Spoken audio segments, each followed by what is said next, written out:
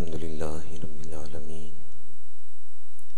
الصلاة والسلام علی سید الانبیاء والمرسلین وعلی آلہ الطیبین الطاہرین واصحابہ الراشدین المہدیین اما بعد فاعوذ باللہ من الشیطان الرجیم بسم اللہ الرحمن الرحیم تلک امۃ قد خلت لہا ما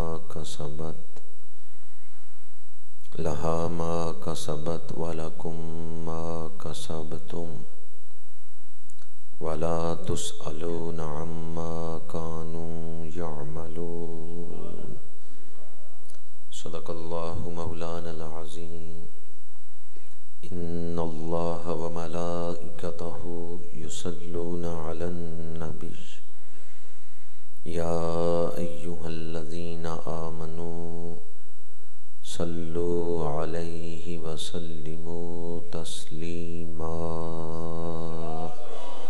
الصلاة والسلام علیک یا رسول اللہ وعلى آلك وأصحابك يا حبيب الله الصلاة والسلام عليك يا ختيم الأنبياء والمرسلين وعلى آلك وأصحابك يا رحمة للعالمين زینت مسند صدارت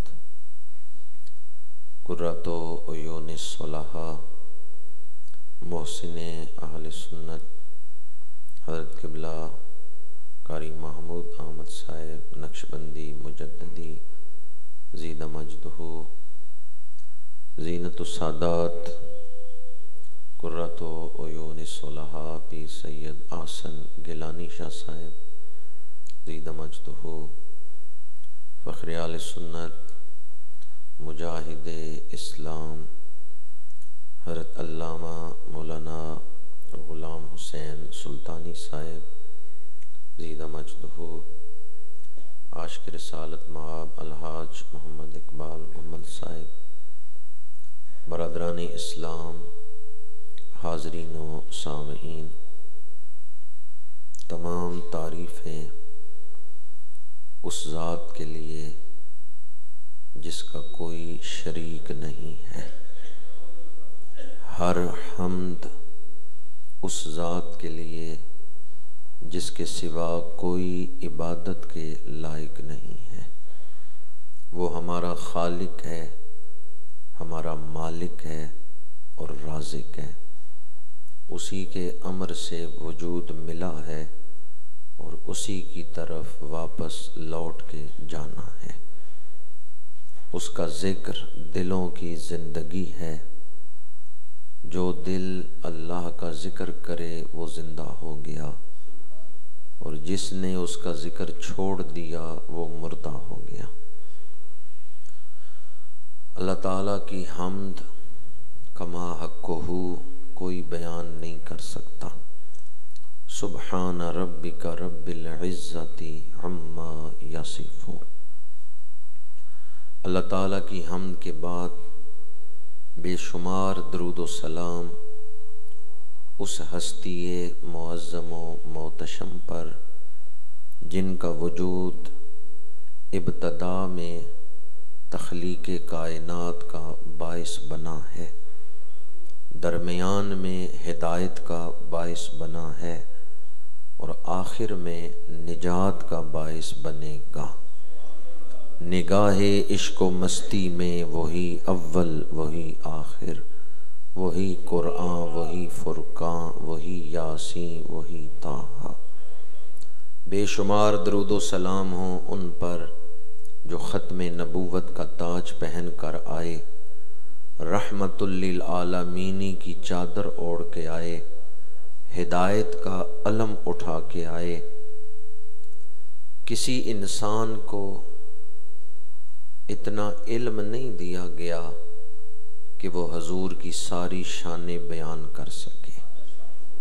لا يمكن الثناء كما كان حقه بعد از خدا بزرگ توئی قصہ مختصر۔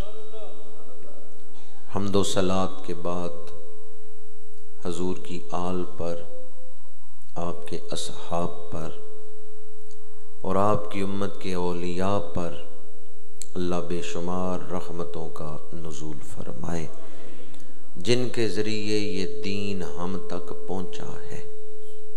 وہ ہمارے محسن ہیں جنہوں نے اللہ کا دین ہم تک پہنچایا ہے۔ اس خطے میں دین اسلام آیا تو اولیاء کرام کے ذریعے سے آیا ہے۔ انسان وہی ہے جو اپنے محسن کو یاد رکھے۔ حل جزاء الاحسان الا الاحسان، قرآن کہتا ہے نیکی کا بدلہ نیکی۔ جنہوں نے اللہ کا دین ہم تک پہنچایا ہے، ہماری دعاؤں پر ان کا حق ہے۔ اللہ تعالی ہمارے محسنوں کے درجات کو بلندیاں عطا فرمائے۔ اس وقت میں اور آپ مدرسہ لاثانیہ میں ماہانہ درس قرآن مجید میں حاضر ہیں۔ جو قدم مسجد کی طرف اٹھتے ہیں وہ جنت کی طرف اٹھ رہے ہیں۔ جب کوئی آدمی گھر سے اس ارادے کے ساتھ نکلتا ہے کہ میں فلاں مسجد میں جاؤں، دین سیکھوں یا اللہ کی عبادت کروں اس مسجد میں جا کر، تو جب کوئی مسجد جانے کی نیت لے کے چلتا ہے تو ہر ایک قدم پر اللہ اس کے پچھلے گناہوں کو معاف فرماتا ہے۔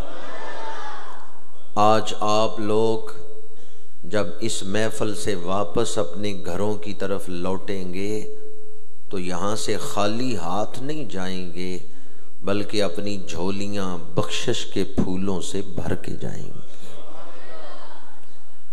اگر کوئی شخص جنتی درخت کو ہلائے اور اس جنتی درخت سے پھل گرے، جنتی پھول گریں، ہمیں موقع ملے کہ ہم ان کو اٹھا سکتے ہوں تو جنتی پھل اور جنتی پھول اٹھا کے جھولی بھر لینی چاہیے یا نہیں؟ جس محفل میں قرآن پڑھا جائے، تلاوت ہو، یا رحمت للعالمین کی نعتیں پڑھی جائیں، یا کوئی عالم قرآن کی آیت پڑھ کے تفسیر بیان کرے، تو یوں سمجھیں کہ جنتی درخت ہلایا جا رہا ہے۔ جو آیت کے نکات ہیں، جب لفظ کھول کے کوئی معنی بیان کرتا ہے، قرآن کی تفسیر کر رہا ہے، تو وہ جنتی درخت ہلا کے جنتی پھول گرا رہا ہے۔ اب یہ آپ کی مرضی ہے کہ جنتی پھولوں کو یہاں ہی چھوڑ جائیں یا اپنے دل میں رکھ کے گھر لے جائیں۔ میں ہدیہ تبریک پیش کرتا ہوں قبلہ قاری صاحب کو، اور دعا گو ہوں کہ اللہ تعالیٰ درس قرآن مجید کی برکتیں ہم سب کو عطا فرمائے۔ درس قرآن مجید کے تسلسل کو سامنے رکھتے ہوئے آیت نمبر 134 تلاوت کرنے کا شرف حاصل ہوا ہے۔ تلک امۃ قد خلت۔ پچھلی آیات میں حضرت ابراہیم علیہ السلام کا ذکر ہے، حضرت اسماعیل علیہ السلام، حضرت یعقوب علیہ السلام اور ان کی اولاد کا ذکر ہے۔ نزول قرآن کے وقت جو یہودی تھے یا جو عیسائی تھے، وہ کہتے کہ ہم ہی حق پر ہیں کیونکہ ہم ان کی اولاد ہیں۔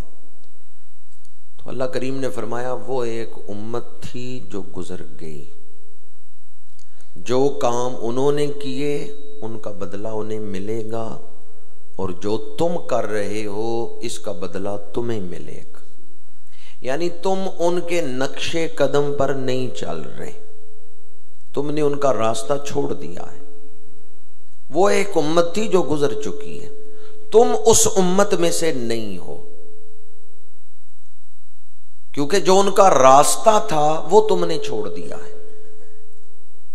تلک امتن قد خلت، یہ ایک امت ہے کہ گزر چکی، لہا ما کسبت، ان کے لیے ہے جو انہوں نے کمایا، وَلَكُمْ مَا كَسَبْتُمْ، اور تمہارے لیے ہے جو تم کماؤ، وَلَا تُسْأَلُونَ عَمَّا يَعْمَلُونَ، اور ان کے کاموں کی پرسش تم سے نہیں ہوگی، یعنی جو کام انہوں نے کیے ان کا حساب تم سے نہیں لیا جائے گا۔ اپنے اعمال کا جواب دہ آدمی خود ہے۔ ایک گناہ میں نے کیا ہے تو میرے گناہ کے بارے میں آپ سے سوال نہیں ہوگا، گناہ آپ نے کیا ہے تو آپ کے اس گناہ کا سوال مجھ سے نہیں ہوگا کہ آپ نے یہ گناہ کیوں کیا۔ اپنے اعمال کی جواب دہی خود کرنی ہے۔ یہودی کہتے تھے مسلمانوں کو کہ ہم حق پر ہیں، ہم حضرت ابراہیم کے راستے پر ہیں، ہم ان کی اولاد ہیں، تم یہودی بن جاؤ، اسلام چھوڑ دو۔ عیسائی کہتے تھے کہ ہم حق پر ہیں، ہمارا ساتھ دو۔ وَقَالُوا كُونُوا هُودًا أَوْ نَصَارَىٰ تَهْتَدُوا، اور کتابی بولے یہودی یا عیسائی ہو جاؤ ہدایت پا جاؤ گے۔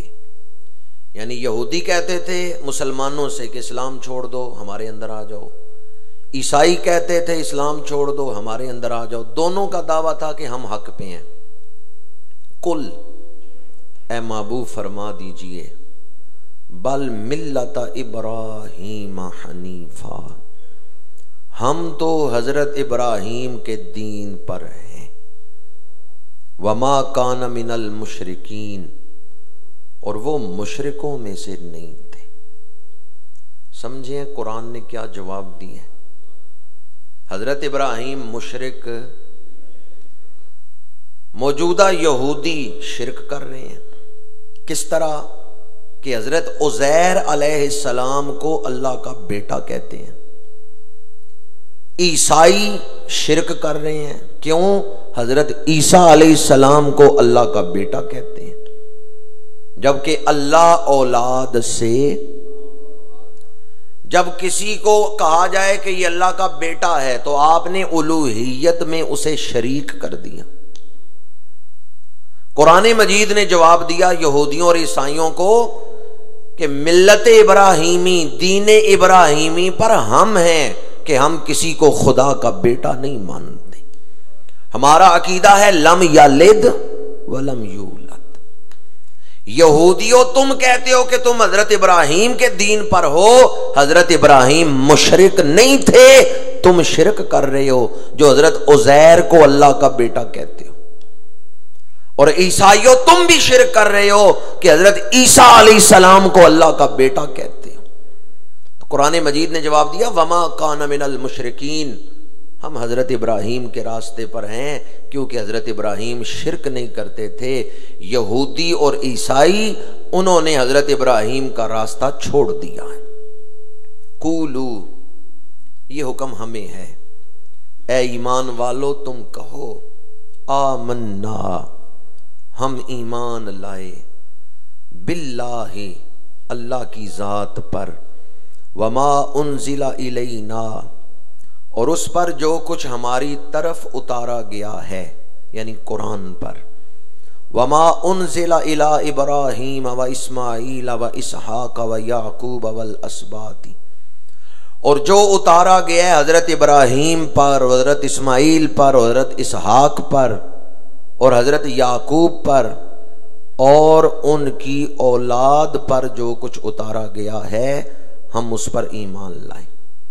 وما اوتیا موسیٰ و عیسیٰ، اور جو کچھ دیا گیا حضرت موسیٰ کو اور حضرت عیسیٰ کو، وما اوتی النبیون من ربہم، اور جو کچھ عطا کیا گیا اللہ کی طرف سے باقی نبیوں کو، ہم اس سب پر ایمان لائیں۔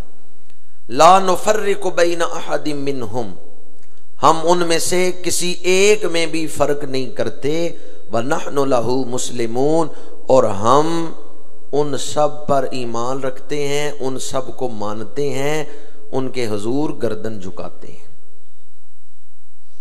اللہ فرمائے قولو، کہو۔ قولو کا مطلب کیا ہے؟ اے ایمان والو تم، کل واحد ہے اور قولو جمع ہے۔ پچھلی آیت میں صرف حضور کو مخاطب کیا، قل محبوبہ فرما دیجئے، بل ملت ابراہیم حنیفا وما کان من المشرکین۔ اب اگلی آیت میں حضور کے غلاموں کو کہا قولو، تم کہہ دو۔ ایک دفعہ اس نیت سے ہم سارے جو اللہ کہلوا رہا ہے وہ مل کے پڑھ نہ لیں۔ اللہ کہے کہو، ہم کہنا شروع کر دیں، شاید یہ عمل ہی قیامت کے دن بخشش کا بہانہ بن جائے۔ بسم اللہ الرحمن الرحیم، قولوا آمنا باللہ وما انزل الینا وما انزل الی ابراہیم واسماعیل واسحاق ویعقوب والاسباط وما اوتی موسیٰ وعیسیٰ وما اوتی النبیون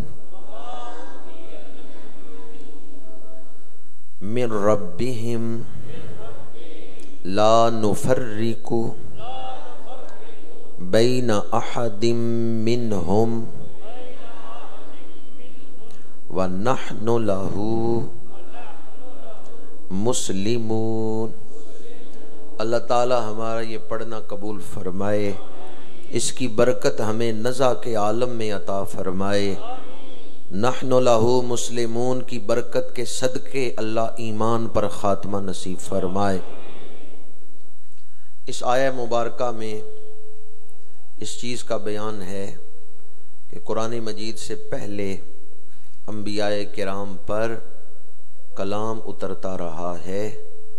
حضرت ابراہیم، حضرت اسماعیل، حضرت اسحاق، حضرت یعقوب، ان کے اولاد پر صحیفے اترتے رہے ہیں۔ حضرت موسیٰ، حضرت عیسیٰ، ان پر کتابیں اتری ہیں۔ جو کچھ نبیوں پر اتارا گیا، اجمالاً فرمایا جو کچھ انہیں دیا گیا، چاہے کتاب کی صورت میں چاہے معجزات کی صورت میں، جو کتابیں عطا کی گئیں، جو معجزات عطا کیے گئے، ہم ان سب پر ایمان رکھتے۔ آیہ مبارکہ کا ایک حصہ بڑا ہی قابل توجہ ہے، سمجھنے کی ضرورت ہے۔ لا نفرق بین احد منہم، ہم ان میں سے کسی پر ایمان لانے میں فرق نہیں کرتے۔ یہ جو میں ترجمہ کر رہا ہوں نا ایمان لانے میں، یہ آیت کے اندر لفظ نہیں ہے، لفظی ترجمہ ہے لا نفرق، ہم فرق نہیں کرتے، بین احد منہم، ان میں سے کسی ایک میں بھی۔ بعض لوگوں نے آیہ مبارکہ کے اس حصے کو سامنے رکھا اور کہا سارے نبی برابر ہیں۔ اگر آپ یہ مطلب کریں کہ سارے نبی برابر ہیں، ایک کو دوسرے پر فضیلت نہیں دی جا سکتی، تو پھر تیسرے پارہ کی پہلی آیت کا مطلب کیا ہے؟ تلک الرسل فضلنا بعضهم علی بعض۔ تیسرا پارہ پہلی آیت، اللہ کریم فرماتا ہے رسولوں کی جماعت، اس میں ہم نے بعض کو بعض پر فضیلت بخشی ہے۔ منہم من کلم اللہ ورفع بعضهم درجات، کوئی وہ ہے جس سے اللہ نے کلام کیا اور ایک وہ ہے جس کے درجوں کو بڑا بلند فرمایا ہے۔ تو ہم آدھے قرآن پر ایمان نہیں رکھتے، ہم پورے قرآن کو مانتے ہیں۔ ایک جگہ فرمایا لا نفرق بین احد منہم، ہم رسولوں میں، نبیوں میں کسی میں فرق نہیں کرتے۔ دوسری جگہ فرمایا تلک الرسل فضلنا بعضهم علی بعض، یہ جو رسولوں کی جماعت ہے اس میں بعض کو بعض پر ہم نے فضیلت دی۔ تو ان دونوں آیتوں میں تطبیق کیسے ہوگی؟ جہاں تک فضیلت کا تعلق ہے اس میں سارے رسول برابر نہیں، رسولوں کے درجے میں مقام میں فرق ہے، سارے رسول برابر فضیلت کے اعتبار سے فرق ہے۔ تو پھر آج جو آیہ مبارکہ درس قرآن میں آئی ہے اس کا مطلب کیا ہے کہ لا نفرق بین احد منہم، اس کا مطلب یہ ہے کہ ہم ان سب پر ایمان لاتے ہیں، ایسا نہیں کہ ہم حضرت یعقوب کو مانیں اور حضرت اسماعیل کو نہ مانیں، ہم حضرت داؤد علیہ السلام کو مانیں اور حضرت یونس علیہ السلام کو نہ مانیں۔ ایمان لانے میں ہم ان میں سے کسی پر بھی کوئی فرق نہیں کرتے، ہم ان سب پر ایمان رکھتے ہیں۔ یہ مطلب ہے اس آیہ مبارکہ کا کہ ایمان لانے میں ہم حضرت آدم علیہ السلام سے لے کر امام الانبیاء صلی اللہ علیہ وآلہ وسلم تک اللہ نے جتنے نبی جتنے رسول بھیجے ہیں ہم ان سب پر ایمان رکھتے، ہم ان میں تفریق نہیں کرتے کہ فلاں کو ہم مانیں گے اور فلاں کو نہیں مانیں گے۔ یہودی حضرت عیسیٰ کو نہیں مانتے، وہ حضرت عیسیٰ علیہ السلام کو نہیں مانتے، اور عیسائی جو ہیں وہ یہودیوں کے انبیاء کو، جنہیں یہودی مانتے ہیں انہیں نہیں مانتے۔ مسلمان حضرت آدم علیہ السلام سے لے کر حضرت عیسیٰ تک حضور سے پہلے جتنے سچے نبی آئے ہیں ان سب پر ایمان رکھتے ہیں، اور ہمارا عقیدہ کیا ہے کہ حضور آخری نبی بن کے آئے۔ ایمان لانے میں ہم ان کے درمیان تفریق نہیں کرتے، ان سب پر ایمان رکھتے ہیں۔ اور جہاں تک فضیلت کا تعلق ہے اللہ تعالیٰ نے بعض کو بعض پر فضیلت بخشی، نبیوں سے رسول افضل ہے، اور رسولوں میں بھی سارے رسول برابر نہیں، اولو العزم پیغمبر افضل ہیں، اور اولو العزم پیغمبروں کے مقام کی جہاں انتہا ہوتی ہے اس سے آگے میرے اور آپ کے آقا کے مقام کی ابتدا ہو رہی ہے۔ خلق سے اولیاء، اولیاء سے رسول، اور رسولوں سے اعلیٰ۔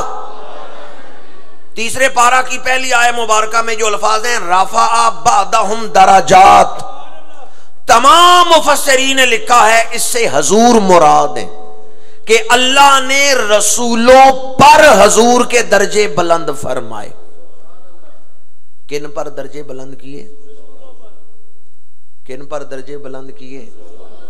اب جن پر درجے بلند کیے ہیں پہلے ان کے درجے تو دیکھ لیں کہ ان کا مقام کیا ہے، پھر جس کے بلند ہیں ان کی شان خود بخود سمجھ آ جائے گی۔ پہلے حضرت موسیٰ کی شان سمجھو، حضرت عیسیٰ کی شان سمجھو، حضرت داؤد علیہ السلام کی شان سمجھو۔ جب ان رسولوں کی شان سمجھ آ گئی تو پھر پوچھنا کہ محمد الرسول اللہ کی شان کیا ہے، کیونکہ انہیں فضیلت دی گئی ان نبیوں پر، وہ ان رسولوں سے بلند مقام رکھتے ہیں۔ اب مجھے یہ بتائیں جو مقتدی ہے وہ قم بِإِذْنِ اللَّهِ کہہ کے قبر سے مردے اٹھا دیتا ہے، تو جو امام ہے ان کی شان کیا ہوگی؟ جو مقتدی ہیں ان کے سامنے مٹی کا مجسمہ رکھے، مٹی کا طوطا بنا کے، مٹی کا کوئی عقاب بنا کے یا چڑیا بنا کے مٹی کی مورت سامنے رکھے، مقتدی نبی حضرت عیسیٰ پھونک مارتے ہیں، وہ مجسمہ زندہ پرندہ بن کے ہوا میں اڑنے لگتا ہے۔ اگر مقتدی کی شان یہ ہے تو امام الانبیاء کی شان کیا ہوگی؟ جس طرف اٹھ گئی دم میں دم آ گیا، اس نگاہ عنایت پہ رفع بعضهم درجات، جن پر حضور کو بلند کیا گیا ہے پہلے ان کی شان سمجھ لو۔ جو نچلے درجے میں ہیں ان کی شان کیا ہے، پھر اوپر والے جو درجے میں ہیں ان کی شان سمجھ آئے گی۔ یہ نہیں فرمایا کہ حضور کو علماء پر فضیلت دی ہے یا غوثوں کتبوں پر فضیلت دی ہے، نہیں، فرمایا رسولوں پر فضیلت دی. تلک الرسل فضلنا بعضهم علی بعض منہم من کلم اللہ ورفع بعضهم درجات. وہ جو اولاد آدم میں سب سے بلند گروہ ہے، سب سے اونچے مرتبے والا گروہ ہے، وہ رسولوں کا گروہ ہے، اور حضور کو رسولوں پر فضیلت عطا کی گئی. اب کتنے درجے رسولوں پر بلند ہیں حضور؟ رفع بعضهم درجات. یہ تو فرمایا کہ درجے بلند کیے، پر کتنے بلند کیے وہ انتہا نہیں بیان کی. حضور کی بلندی کی انتہا نہیں بیان کی. کیوں نہیں بیان کی؟ اس لیے کہ کسی کے پاس اتنی عقل ہی نہیں کہ اس انتہا کو سمجھ سکے، کسی کے پاس اتنا فہم ہی نہیں، اتنا علم ہی نہیں کہ حضور کی بلندیوں کو سمجھ سکے. اس لیے اللہ کریم نے بلندی تو بیان کی، لیکن بلندی کی انتہا نہیں بیان کی. یہ تو فرمایا رسولوں سے درجے بلند ہیں، پر کتنے بلند ہیں یہ نہیں بتایا. لا نفرق بین احد منہم، اس پر بھی ہمارا ایمان ہے. اور تلک الرسل فضلنا بعضهم علی بعض، اس پر بھی ہمارا ایمان ہے. ایمان لانے میں ہم تمام رسولوں میں فرق نہیں کرتے. اور جہاں تک درجات کی بات ہے اس کو سمجھنے کے لیے تیسرے پارہ کی پہلی آیت سامنے رکھیں کہ اللہ نے حضور کے درجے رسولوں پر بلند فرمائے ہیں. اگر آپ کے سامنے کوئی آدمی اینٹ ہاتھ میں پکڑ کے ہاتھ سے اینٹ توڑ دے تو آپ کہیں گے یہ بڑی طاقت رکھتا ہے. اینٹ کسی چیز پہ ماری نہیں، یا اینٹ کو کوئی چیز نہیں ماری، صرف اینٹ اٹھائی ہے، ہاتھ سے اینٹ توڑ دی، آپ کہیں گے بڑی طاقت رکھتا ہے. ہاتھ سے اینٹ توڑ دی ہے. بھئی جو ہاتھ سے اینٹ توڑ دے وہ تو بڑی طاقت رکھتا ہے. جو انگلی اٹھا کے چاند دو ٹکڑے کر دے، میں ان کی فضیلت، ان کی عظمت بیان کر، ان کی شان رسالت بیان کر رہا ہوں. جو دعا کے لیے ہاتھ اٹھائیں تو ڈوبا ہوا سورج پلٹ آئے، انگشتے مبارک اٹھائیں ماہ کا کلیجہ چر جائے، پتھر کو حکم دیں وہ پانی پہ تیرنے لگ جائے، درخت کو حکم دے وہ زمین سے جڑیں نکال کے زمین کے اوپر دوڑنا شروع کر دے، دشمن کی بند مٹھی میں کنکریوں کو حکم دے وہ کلمہ پڑھنے لگ جائیں. میں ان کی شان رسالت بیان کر رہا ہوں جن کی شان یہ ہے او پتھرانو کلمے پڑھا جاندا ہے، او گنگیاں نو گلاں کرا جاندا ہے، او سکیاں کھجوراں اگا جاندا ہے، میرے آقا دا رتبہ خدا جاندا ہے.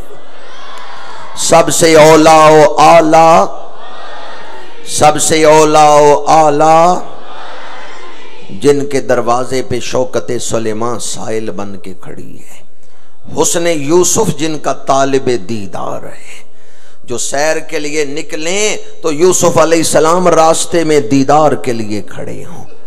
دعائے ابراہیمی جن پہ درود پڑے، بشارت عیسیٰ جنہیں سلام پیش کریں. میں ان کی شان رسالت بیان کر رہا ہوں. اللہ نے مخلوق میں حضور کا مثل کوئی اور بنایا ہی نہیں. تو ایمان لانے میں ہم نبیوں میں فرق نہیں کرتے، ایمان ان سب پہ لاتے ہیں، پر فضائل میں فرق ہے. دیکھیں پہلے بڑے نبی آئے پر کسی نے دین مکمل کیا؟ آ کے دین حضور نے آ کے مکمل کیا. پہلے نبی آتے رہے پر گنجائش موجود تھی کہ اور نبی آئے، ضرورت نبوت موجود تھی، لیکن جب حضور آئے آپ نے نبوت کی ساری ضرورتیں پوری فرما دی. الیوم اکملت لکم دینکم واتممت علیکم نعمتی وردیت لکم الاسلام دینا. حضور سے پہلے بڑی شانوں والے رسول آئے پر کوئی ختم نبوت کا تاج پہن کے آیا ہے؟ نہیں، حضور ختم نبوت کا تاج پہن کے آئے. حضور سے پہلے بڑے نبی آئے پر وہ خاص علاقوں کے لیے، خاص ملکوں کے لیے، خاص قوموں کے لیے آئے، عالمین کے لیے کوئی نہیں آیا. حضور آئے تو اللہ نے فرمایا وما ارسلناک الا رحمۃ للعالمین، حضور عالمین کے لیے آئے۔ اس لیے جو رسالت حضور کی ہے، شان رسالت، جو عظمت رسالت حضور کی ہے، وہ اللہ نے کسی اور کو نہیں عطا فرمائی۔ مخلوق میں حضور بے مثل و بے مثال ہیں، کوئی مثل نہیں ڈھولندی، چپ کر مہر علی ایتھے جا نہیں بولندی۔ وَنَحْنُ لَهُ مُسْلِمُونَ، اور ہم اللہ کے حضور گردن رکھے ہوئے ہیں، ہم اللہ کے سامنے سر جھکانے والے ہیں۔ ابتدا میں تھا قولوا آمنا باللہ، ہم ایمان لائے اللہ پر، آگے پھر نبیوں کا، ان کی کتابوں کا اور معجزات کا ذکر، اور آخر میں فرمایا وَنَحْنُ لَهُ، تو لہو جو ہے اس سے اللہ تعالیٰ کی ذات مراد ہے کہ ہم اللہ کے حکم پر گردن جھکائے ہوئے۔ مسلم کسے کہتے ہیں؟ جس کی گردن میں پٹا ہوتا ہے، وہ اپنی مرضی سے نہیں چل رہا، جہاں چلانے والا چلا رہا ہے وہ چلتا ہے، بٹھانے والا بٹھا دیتا ہے وہ بیٹھ جاتا ہے۔ وہ مسلم ہے جو اپنی مرضی نہیں کر رہا، بلکہ اپنی مرضی اس نے اللہ اور اس کے رسول کی مرضی کے سامنے قربان کر دی ہے۔ الحمدللہ ہم سارے مسلمان بیٹھے ہوئے ہیں۔ آئیں آج درس قرآن مجید کے موقع پر تجدید عہد کرتے ہیں۔ گزشتہ زندگی جو غفلت میں گزر گئی وہ گزر گئی، آئندہ ہم زندگی اللہ کے حکم کے مطابق گزاریں گے۔ جس نے حیات عطا کی ہے اس نے نظام حیات بھی عطا فرمایا ہے۔ جس نے زندگی عطا کی ہے اس نے زندگی گزارنے کا ڈھنگ بھی سکھایا ہے۔ اگر آپ اس کے حکم کے مطابق زندگی گزاریں گے جس نے زندگی دی ہے تو پھر زندگی کامیاب، اور اگر جس نے زندگی دی ہے اس کے حکم کی پرواہ نہیں کریں گے تو پھر زندگی ناکام۔ یہ جو وجود ہے یہ کس نے تخلیق کیا ہے؟ جسم کس نے بنایا ہے؟ آپ سے ہی پوچھ رہا ہوں، مسجد کی دیواروں سے نہیں پوچھ رہا۔ وجود کس نے بنایا ہے؟ چہرے پر آنکھیں کس نے لگائی ہیں؟ اور رخسار کس نے بنائے ہیں؟ ہونٹ کس نے بنائے ہیں؟ کان کس نے بنائے ہیں؟ ہاتھ کس نے بنائے ہیں؟ اب اگر کوئی اللہ کی خلق میں تبدیلی کرنا چاہے کہ مجھے پسند نہیں ہے کہ آنکھیں یہاں ہوں، میرا جی چاہتا ہے آنکھیں یہاں کے بجائے یہاں لگاؤں، لگا سکتا ہے؟ اور اگر کوئی لگائے تو پھر نظام چلے گا یا وجود خوبصورت لگے گا؟ جس طرح اللہ نے خلق کیا ہے نا، یہ خلق ہے، اسی طرح اللہ نے ہمیں خلق بھی عطا فرمایا ہے کہ اس نظام کو نہیں بدلنا تو جسمانی زندگی ٹھیک رہے گی، اور جو نظام خلق عطا کیا ہے یعنی زندگی گزارنے کے اصول، ڈھنگ، اخلاق، ان کو بھی نہیں بگاڑنا۔ اگر ان کو اپنا لوگے تو اندر اس خلق کے اندر جو روح ہے، جو دل ہے، وہ ہمیشہ کے لیے اللہ کا قرب حاصل کر لے گا اور تم دو جہانوں میں کامیاب ہو جاؤ گے۔ اب میں آپ کو سورۃ النساء کی آیت نمبر 119 اس کا صرف ایک لفظ سنا رہا ہوں کہ درس قرآن کا وقت مکمل ہو چکا ہے۔ شیطان کو جب اللہ تعالیٰ نے اپنی بارگاہ سے نکالے نا تو شیطان نے کہا میں لوگوں کو گمراہ کروں گا۔ کیسے گمراہ کروں گا؟ کہ میں ایک تو انہیں بہکاؤں گا راستے سے، ان کے دل میں بری آرزویں پیدا کروں گا، اور میں انہیں اس کی رغبت دلاؤں گا، گھٹیا آرزویں ان کے دلوں میں، جانوروں کے کان وہ چیریں گے۔ آگے شیطان نے کہا کہ میں انہیں رغبت دلاؤں گا وہ اللہ کی خلق میں تبدیلی کریں. فَلَا يُغَيِّرُنَّ خَلْقَ اللَّهِ، اللہ کی پیدا کی ہوئی چیزوں کو بدل دیں. کون سی سورت ہے؟ سورہ نساء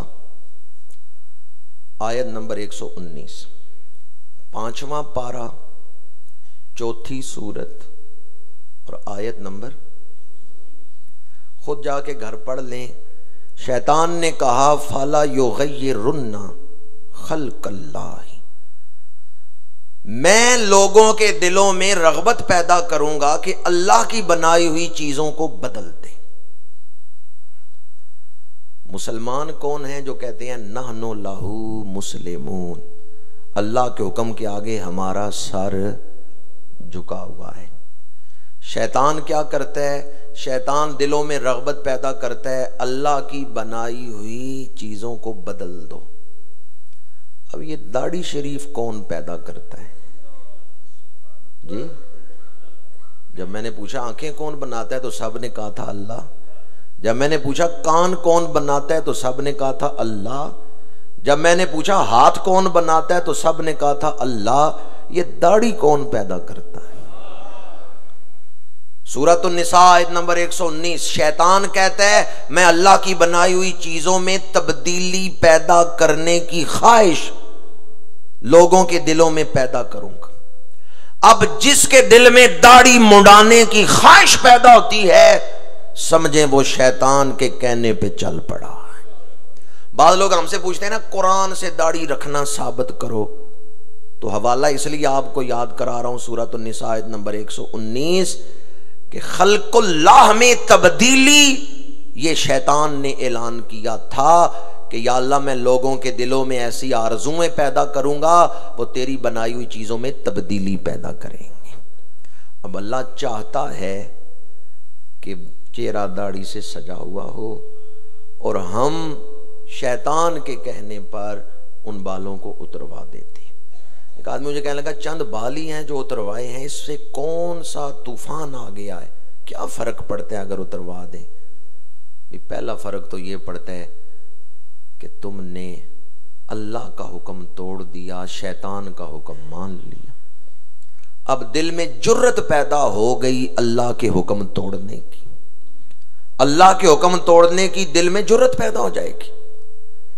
یہ بہت بڑا نقصان ہے کہ دل کو اللہ کی مخالفت کرنے کی ہمت پیدا ہو جائے.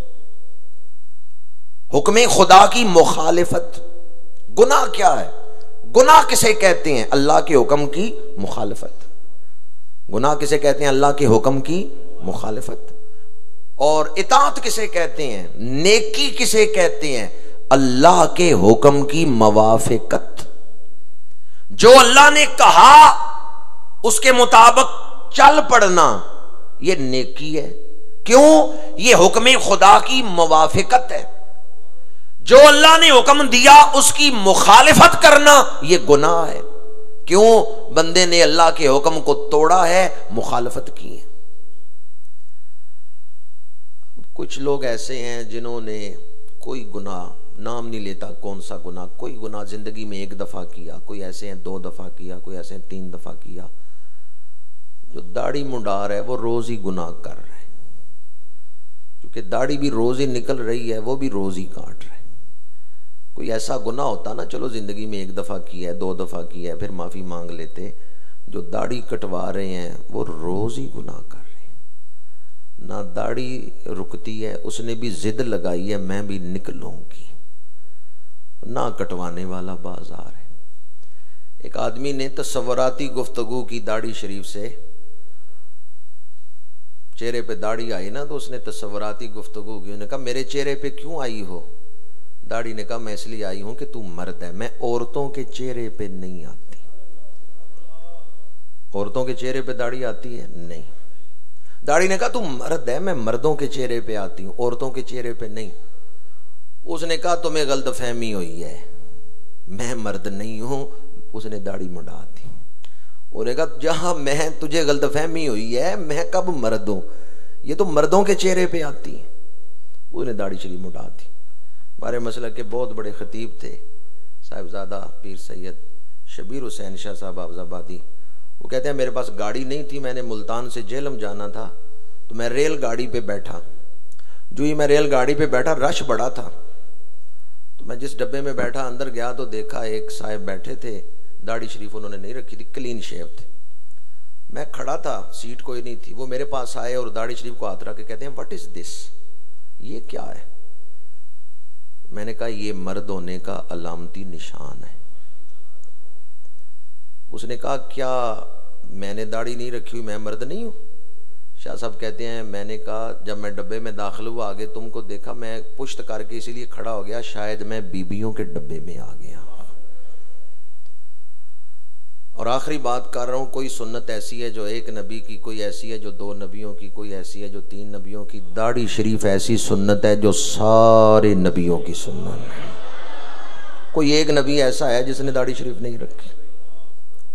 داڑھی شریف ایسی سنت ہے جو تمام نبیوں کی سنت ہے. آج محفل میں اکثریت ان دوستوں کی ہے جنہوں نے داڑھی شریف رکھی ہوئی ہے. میں نے بڑا غور کیا ہے تو مجھے چند دوست ہی نظر آئے ہیں جنہوں نے داڑھی شریف نہیں رکھی. چلیں جنہوں نے داڑھی شریف نہیں رکھی وہ یہ ارادہ کرتے ہیں کہ آج سے یا کچھ عرصہ بعد ہم انشاءاللہ داڑھی رکھ کے ہی جائیں گے. جی بھئی ارادہ تو کریں، چلے سال بعد ہی رکھ لیں پر ارادہ تو کریں نا. ویسے کیا خیال ہے قیامت کے دن حضور کے پاس حاضر ہوں شفاعت کے لیے اور چہرہ حضور کی مرضی کے خلاف، حضور حکم دیں داڑیاں بڑھاؤ اور مونچھیں گٹاؤ اور ہم حکم رسول کی مخالفت کر کے جائیں حضور ہماری شفاعت فرمائیں، اور پھر دعویٰ یہ ہو کہ ہمیں حضور سے بڑی محبت ہے، ہمارے دل میں حضور کا عشق ہے. گلاں نال تے ہر کوئی لائی پھر دے، لا کے توڑ نبھانیاں اوکھیاں نے. ہم اکثر دعویٰ کرتے ہیں کہ ہم حضور کے عاشق ہیں. پتہ ہے عشق کسے کہتے ہیں؟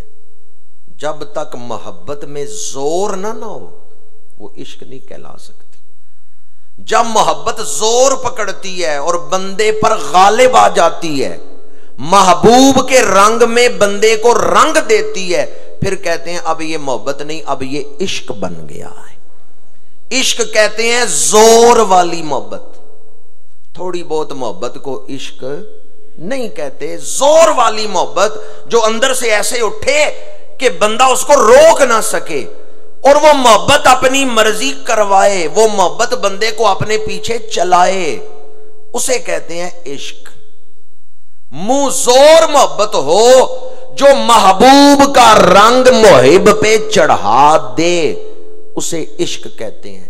پھر بلے شاہ قصوری کہتے ہیں کون کوئی میں کون نہیں اڑیو، کون کوئی میں کوئی جس دے نال پریت لگائی ہن اوہو میں ہوئی. اللہ تعالی ہمیں با عمل عاشق رسول بننے کی توفیق عطا فرمائے. کی محمد سے وفا تو نے تو ہم تیرے ہیں، یہ جہاں چیز ہے کیا لوح و قلم تیرے ہیں، وما علینا الا البلاغ.